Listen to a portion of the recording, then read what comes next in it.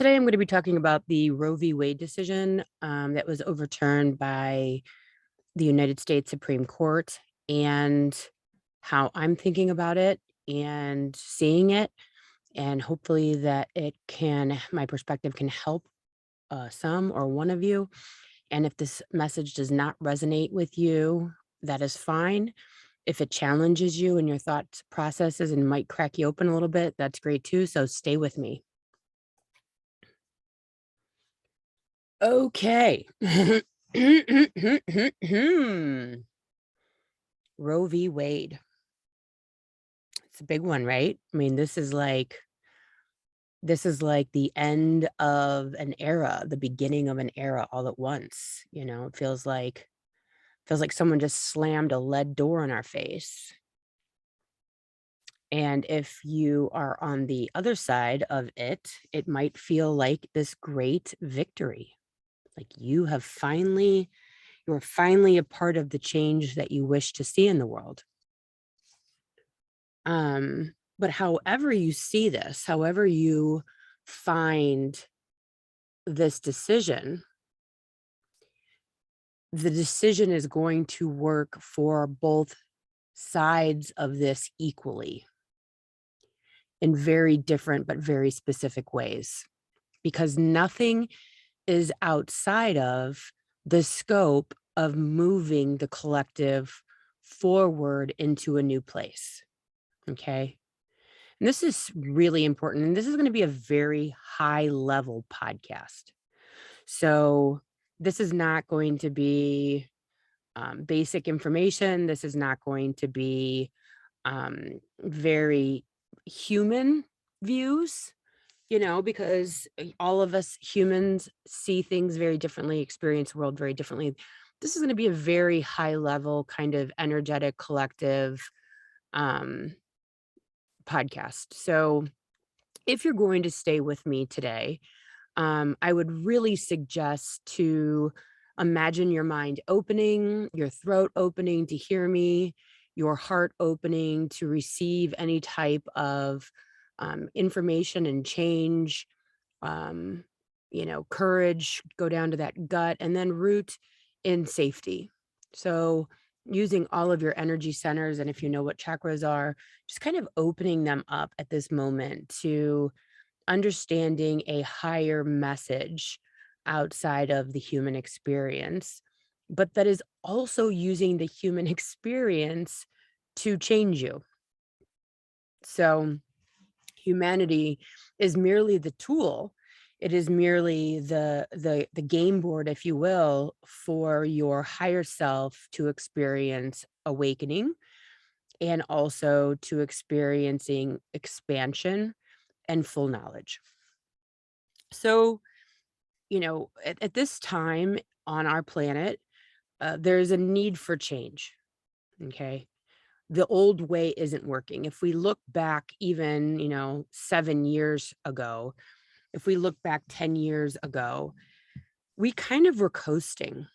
And I've talked about this on podcasts prior, where I remember thinking to myself just a few short years ago, wow, our people on this planet are so apathetic to everything.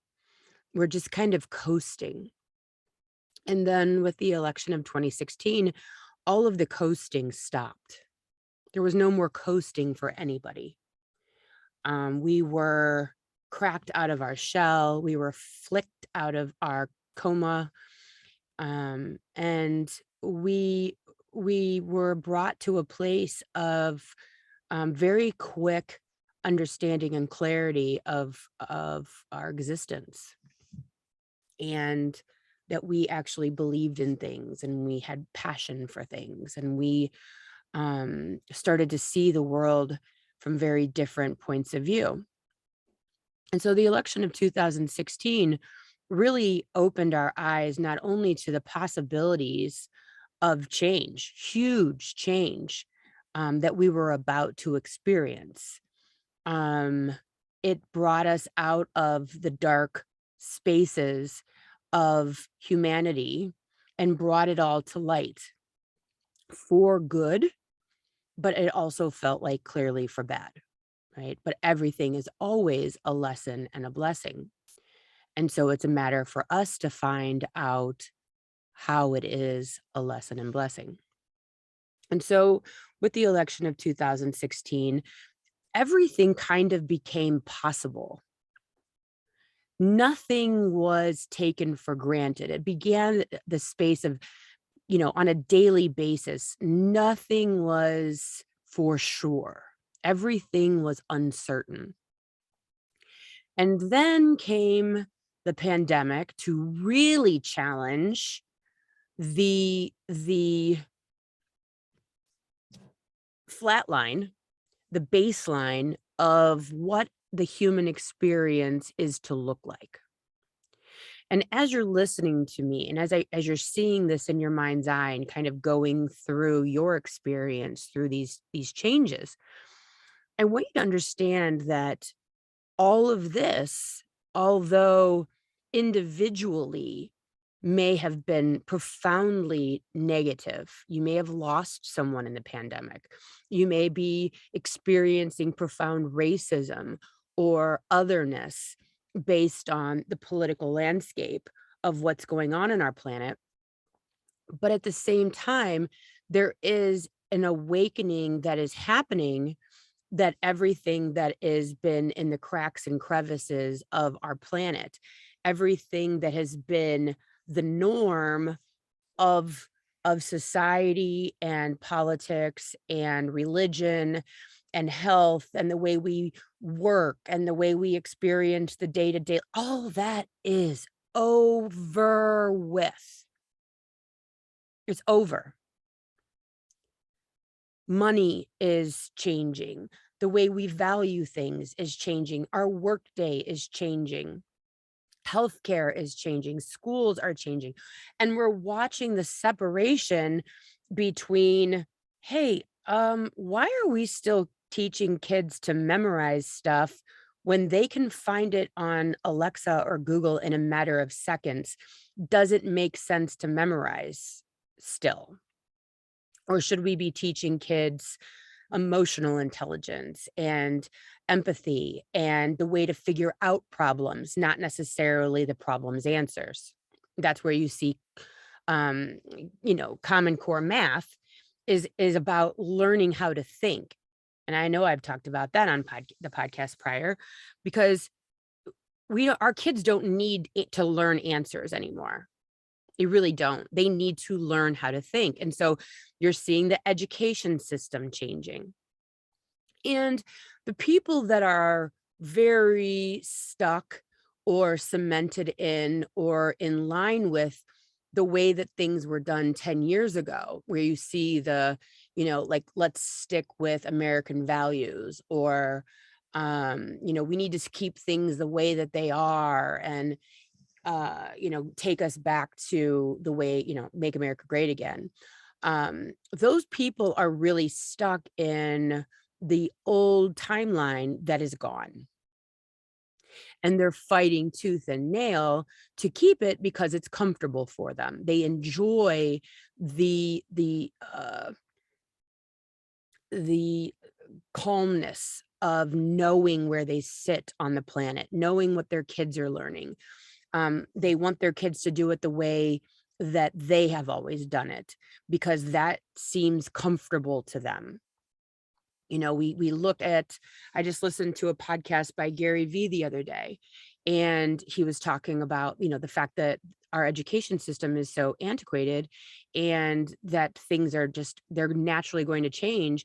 The fact that parents want our kids to read books, but get off the iPads and, go to college, even though that might not be in line with the best path for our kids.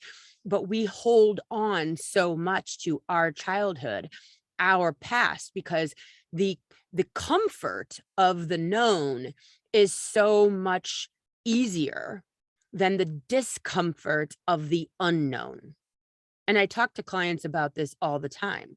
You would rather stay in a shitty relationship, in a shitty education system that's antiquated and does not help our children at all, that was made for an industrial, world, where our kids worked 8 hours a day, they didn't argue, they sat, they listened to instructions, they stood in line, um, they did what they were told. That's for an industrialized nation, and we are moving away from that. And so the way of teaching kids that format in that way is a waste. It's wasted. It's dumb. It doesn't work anymore. And that's why you're seeing the breaking away from that. They're just showing me right now of children with ADHD, that they can't sit still, that they need hands-on, that they need it visually, they need it audibly, they need it hands-on, they need to take part in an activity. Those children that have been leading the way for the last 20 years by way of an ADHD diagnosis, if you will, that says, hey, this shit that you call education, it's not going to work for us in the next 100 years. And instead of listening to them, instead of moving with these kids that have come to change the planet, we medicate them and say, nope, nope, nope, nope. And I'm not against medication. You do what you want to do. But I'm just telling you, these kids that are built different came to change the education system. And we fight them tooth and nail, and we do it in everything because we want, to make America great again. We want to keep the norm of what we know. We want to keep whites in power. We want to keep men in power. We want to keep a traditional family system. We want to keep religion. We want to keep the normal school day. We don't want to challenge a white authority, male authority. We don't want to challenge religion, because you have to understand the Generation X, generation baby boomers, and so on, they know that. They know what that looks like. They know what that brings them. The comfort that these systems brings them comfort, brings them normalcy, neutrality. The discomfort of changing the education system, challenging politics systems, challenging religion systems, challenging the way that we do things, that is what you are seeing right now in Roe v. Wade. That is what you're seeing now by individuals and groups challenging books that our kids are reading, like Maya Angelou's The Bluest Eye. Are you kidding me? And so we are right now in the state of a contraction before the birth. It's uncomfortable. All the people in the world that are out there right now holding on for dear life to the systems that have been in place since the day that they were born are being challenged. And so there is a push and a pull to not go there and to go there all at the same time. And I find it so interesting as we're moving into the age of Aquarius, into the divine feminine, into the awakening, into true knowledge, true awareness, that they're using the divine feminine, the creation that all of us are created from, the mother's womb, to fight this battle. It is entirely perfect. It is entirely significant. It is entirely spiritually obvious to me that this is what they're using, that they're using the knowledge and trying to hold back from the change that is inevitable. But the thing of it is you'll know if you've ever delivered a child, when it's time to deliver the baby, you use the contraction for new life. You don't fight the contraction. You don't hold the baby in as the contraction is squeezing and pushing, and all that energy is being used to deliver this new life. You don't stop that, because stopping it, as we will know, is going to be way more painful than the delicious relief of being allowed to use the movement and the force of change to create new life. And so the unrest that we are seeing is the fight of new life. I love it so much for everybody. Anyone that's listening to this, I hope that you are swimming in this, because it is freedom from the collective disinformation, the collective lack of awareness, even though they're showing me everyone is aware, they're just still fighting it. And so what I would ask you to do is to not allow yourself to fight the fight to fight. I find it interesting that as we move into this new birth of life, um, it has been shown that we will be two different earths per se. And I find it interesting that literally it's going to be 50% of United States will be, still allowing abortion, and 50% will not. So it's literally a splitting of two sides. And I've talked about this 100 times, but you know, Jesus came, the awakening is coming to allow you to step in or not. You do have a choice. You have a choice to allow this to move you forward into anger, or move you forward into hatred or fear and faith.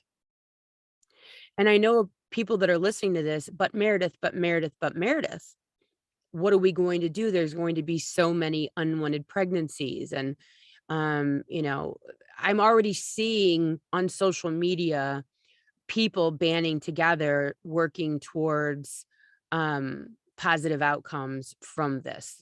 No one's going to keep anything from anybody, to be perfectly honest with you. This is more of an energetic, semicolon in life. But they have to attack the females. They have to, because women, white women especially, have been profoundly complacent in allowing men to take the lead. I am guilty of it as the day is long. Well, Jim, can you just call for me? Can you just handle this? Dad, can you handle this for me?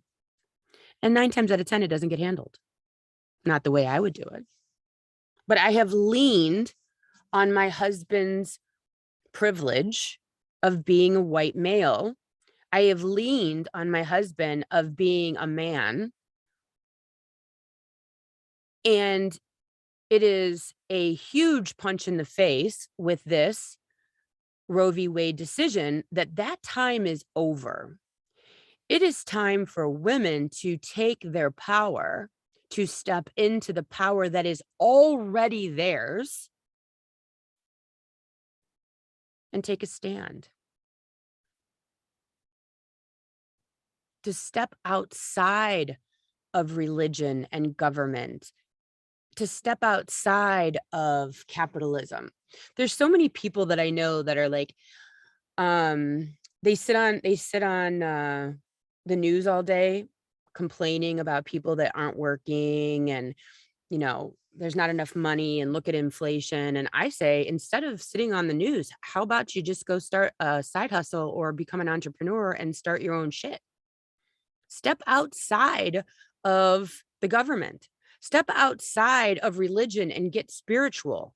Stop leaning on pastors and ministers and priests. Stop leaning on the Bible. Stop leaning on your schools to be the one to educate your children. Stop being so fucking lazy. Yeah. Stop being so fucking lazy.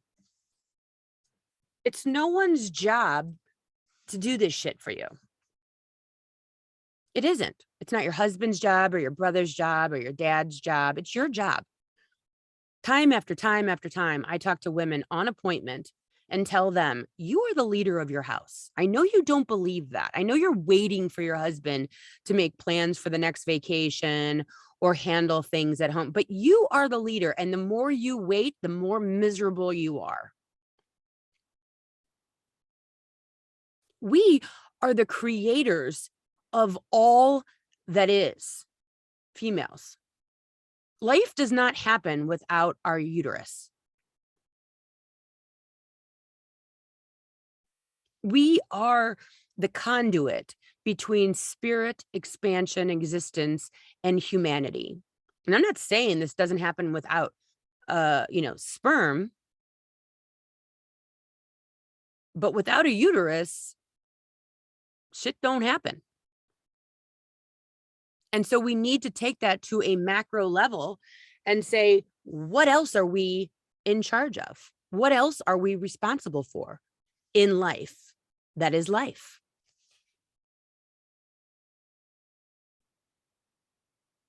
Right? We need to stop. We lean into religion and ask these priests and ministers and prayers and pomp and circumstance and stand up, kneel down, fight, fight, fight to save us from an afterlife. Why? What? Stop leaning in. This is on you. My daily life, I work to not touch government at all, to not touch religion, to not lean too hard into the education system, because I'll be sadly disappointed. It can't keep up fast enough with the changing of our planet. And Roe v. Wade is flicking us forward at monumental speed to take our power back. How dare anyone take our power from us? Our health care, our right to privacy, right? But what they're doing is they are trying to squeeze and hold back the forwardly progression that is coming, that is going to be the breakdown of the financial system, that is going to be the breakdown of religion and schools and the way people lean into government. The more broken we are as a society, the more we need government, the more control over our life they have. And I find it so interesting. And this is, again, a little bit off, but I find it so interesting that the very groups that are screaming words like communist and communism and socialism, they're the exact same groups that are banning abortion and books. That's communism, people. Banning books is communism. Banning abortions is communism. Look in the mirror. That is not freedom. That's communism. That's control. And if you want a certain thing taught to your children, that's called homeschooling. Do it.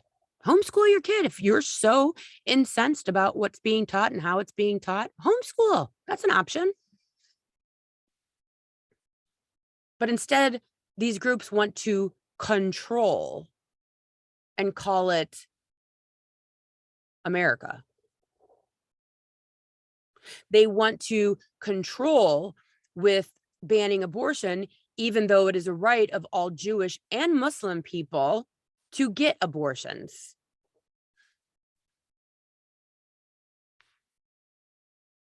And saying, freedom of Christianity. Well, what about freedom of Judaism?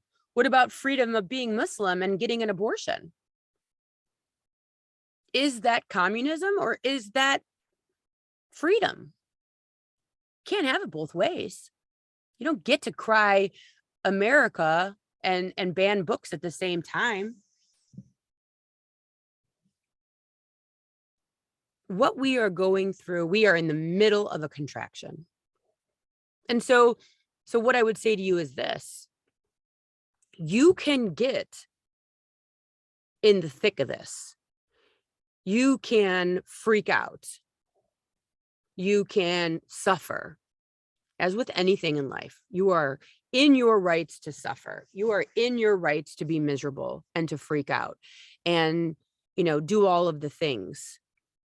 But what I see here is that this is an opportunity for women to take their power back and be autonomous in their household with their children, with the way that they teach about spirituality, with the information that is given to their kids, etc., with their bodies, etc.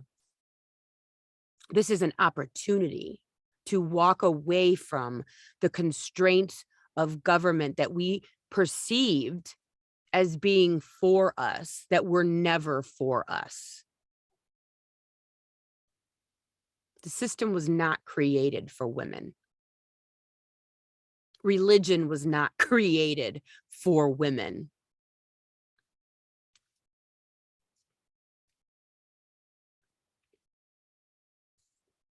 But we believed it. We believed it.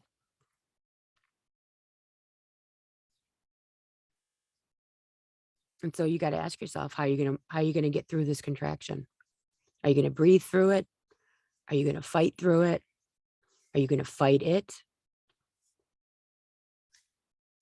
All different people are going to do this all different ways. But the way I'm going to do it is I am going to prepare my sons and daughters for the reality of the world that we live in. And I'm going to help them to be self-actualized in themselves. When I coach parents who are looking for parenting advice, I always tell people, stop trying to make the world prepared for your kid. Calling teachers, calling coaches, calling your kids' friends' parents, calling. Your kid, you're not coaching. I don't like the way you teach. This friend's a bad influence. No. The world is never going to change for your kid any more than the world is going to change for your family or you. This is a ride, guys. You're in a kayak going 300 miles an hour down whitewater traffic, in Colorado. Buckle up. You have to prepare your kids, your family, for what it is that you want to prepare them for, to be self-actualized, so that they don't get in trouble. When my older kids were younger and, social media started to rear its ugly head and, you porn and all the shit that's available, on at any given second of the day. And I'm not saying this worked, but I still did it. I just told my kids, look, what you can find on the internet might not be good for your brain. And so you really want to protect yourself from these things because it can alter your mind. You're going to be able to find drugs and alcohol and, put yourself in situations, but I want you to know what that looks like and what the ramifications are of that, because the whole world is out there for you. And so I would say to you, prepare your family and your children and yourself. I've already gotten text messages from people already this morning. When I'm recording this, it's June 24th, the day of the decision. What should I do, Meredith? And I say, get on an IUD. Go buy a couple boxes of Plan B. Make sure that you know what states an abortion is legal in if you were to so in fact need one. Go buy a copy of all the books that are being banned. Make sure your children understand the world around them. What are you going to do during this contraction? It's up to you. You can fight it and be miserable and cry and carry on, or you can see its greater purpose. I know it's coming. I can't tell you when. Because just like everything in life, we have to go through the different stages. You don't know when your kid's going to come out of your body. Is labor going to be 24 hours? Is it going to be 3 weeks? Is it going to be 48 hours or 5 minutes? That is the variable, right? It's when the body is ready and not a minute before. Can't plan for it. You can't say, well, this is when I want it to come. Doctors try with Pitocin and breaking the water. And, doctors try, I want this baby out by 5 o'clock because I have a golf match at 6. But that's not the healthiest way. That's not the best way for the birth. Naturally is the best way for the birth. Calmly is the best. Not fighting it is the best way for the birth.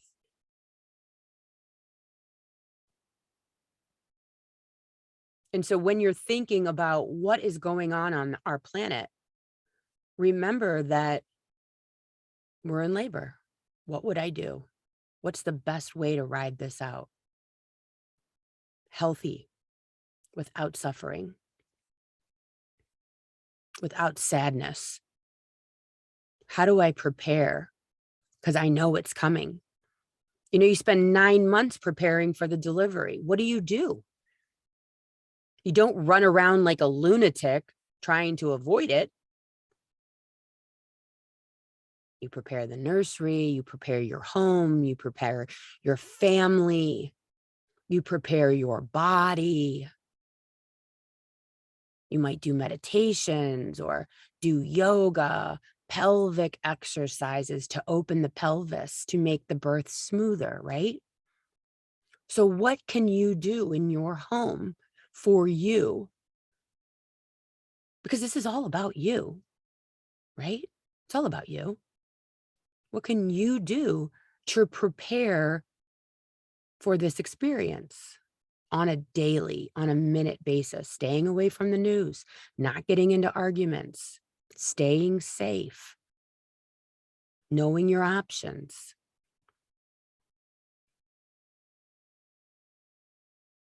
Because if you think for 1 minute that your government is here to save you, your government, no matter where you live, is the largest distraction that I have found to happiness.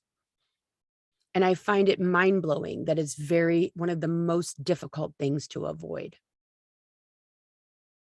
You could avoid church, you can homeschool your kids, but you can't really avoid taxes or the way your government operates. It's kind of woven into all of our lives, which is probably why it's the loudest gong that makes noise in our world, because it touches every one of us.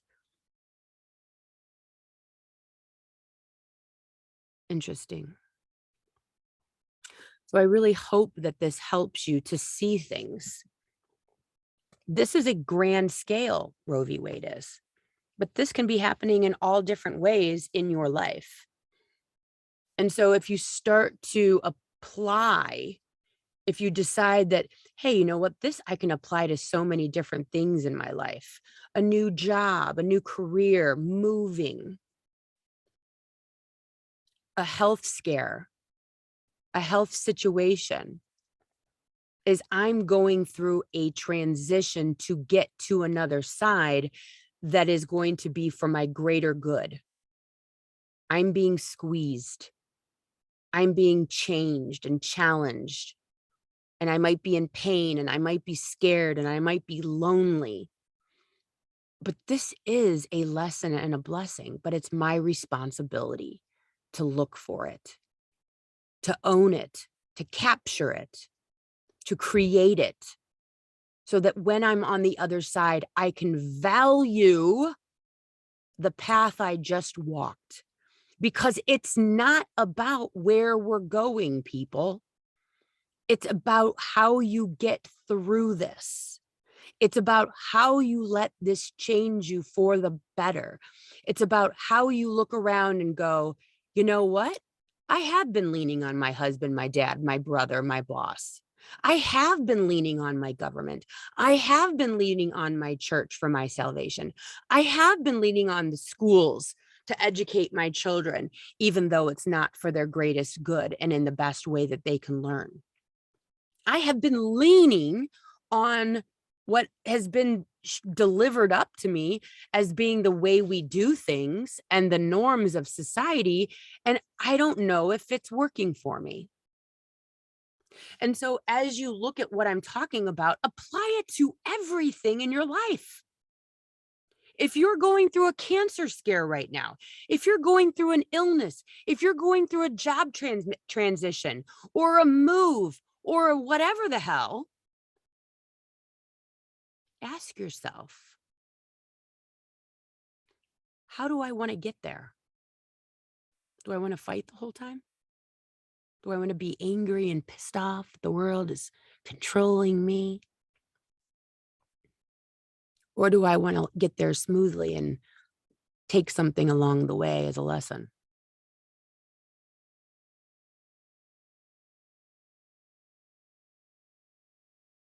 I find it completely valuable to do this in all things at all times.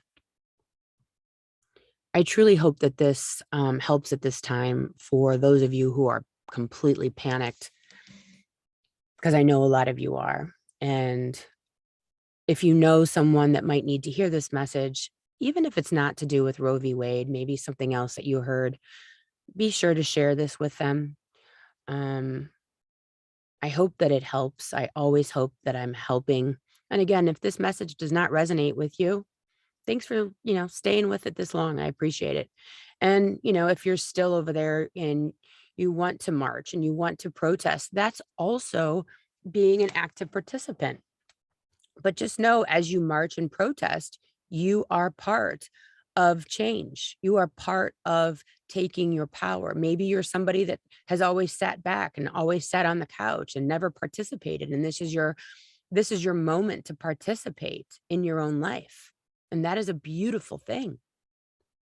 So it's not that we should be sitting back. That's not what I'm saying. It's not that we're just supposed to ride this out and watch it happen. But you can participate and not suffer at the same time, knowing that we will be on the other side of this. Thanks so much for listening. I really appreciate you guys. If you haven't left a review, please do so. If you haven't left stars, please do so. I so appreciate each and every one of you.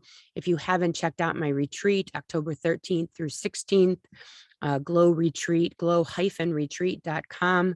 That's coming up. I only have probably 25 spots available for me to fill.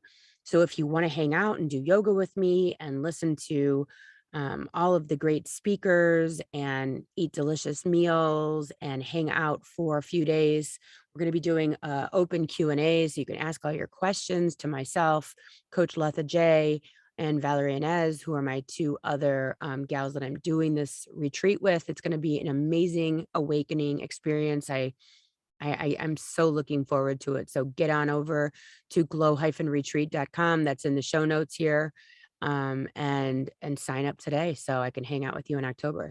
Thanks so much, guys. See you next week.